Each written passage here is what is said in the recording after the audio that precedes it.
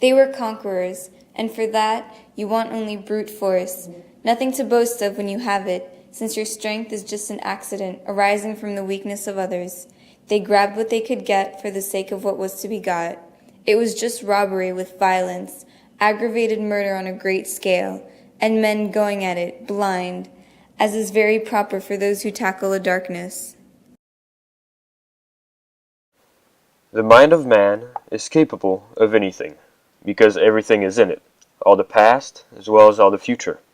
What was there after all? Joy? Fear? Sorrow? Devotion? Valor? Rage? Who can tell? But truth, stripped of its cloak of time. But there was one yet, the biggest, the most blank, so to speak, that I had a hankering after. True, by this time it was not a blank space anymore. It had got filled since my boyhood with rivers and lakes and names. It had ceased to be a blank space of delightful mystery, a white patch for a boy to dream gloriously over. It had become a place of darkness. They howled and leaped and spun and made horrid faces.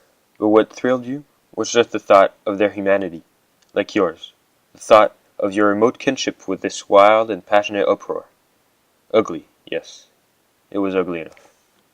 But if you were man enough, you would admit to yourself that there was in you just the faintest trace of a response to the terrible frankness of that noise, a dim suspicion of there being a meaning in it which you, so remote from the night of first ages, could comprehend.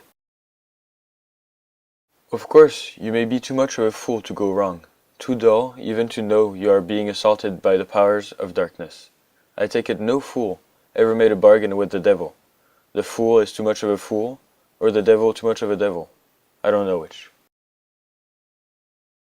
The brown current ran swiftly out of the heart of darkness, bearing us down towards the sea with twice the speed of our upward progress. And Kurtz's life was running swiftly too, ebbing out of his heart into the sea of inexorable time.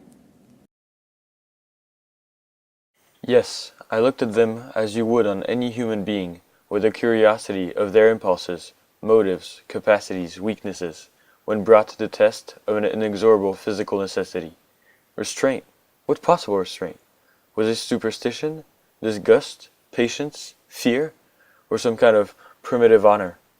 No fear can stand up to hunger. No patience can wear it out. Disgust simply does not exist where hunger is. And as to superstition, beliefs, and what you may call principles, they are less than chaff in a breeze. I found myself back in the sepulchral city, resenting the sight of people hurrying through the streets to filch a little money from each other, to devour their infamous cookery, to gulp their unwholesome beer, to dream their insignificant and silly dreams. They trespassed upon my thoughts. They were intruders whose knowledge of life was to me an irritating pretense, because I felt sure they could not possibly know the things I knew.